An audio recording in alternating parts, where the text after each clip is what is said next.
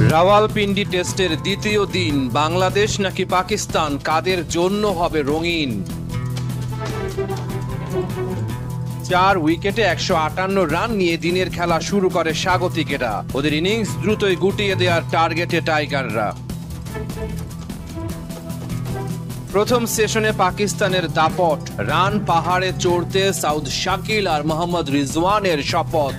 এই সেশনে বাংলাদেশ পারেনি একটাও উইকেট তুলতে। 4 উইকেটে 256 রান তুলে পাকিস্তান লাঞ্চের পরই জীবন পান রিজওয়ান। তার সংগ্রহ তখন 89 রান। অল্পের জন্য সুযোগ হাতছাড়া, বাংলাদেশের উইকেট কিপারের কপাল পোড়া। জীবন পেয়ে রিজওয়ান ভুল করেননি, 143 বলে তুলে নেন সেঞ্চুরি। সাউদ শাকিলও পৌঁছে যান ম্যাজিক ফিগারে। পাকিস্তান নিজেদের অবস্থান শক্ত করেছে।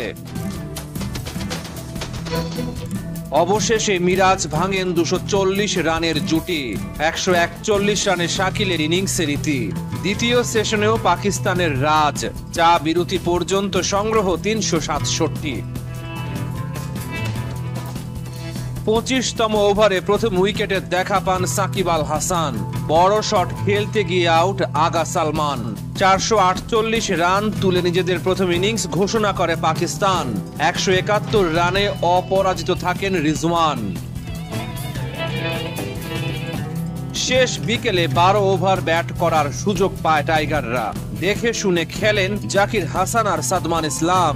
দ্বিতীয় দিন শেষে বাংলাদেশের সংগ্রহ বিনা উইকেটে 27 রান।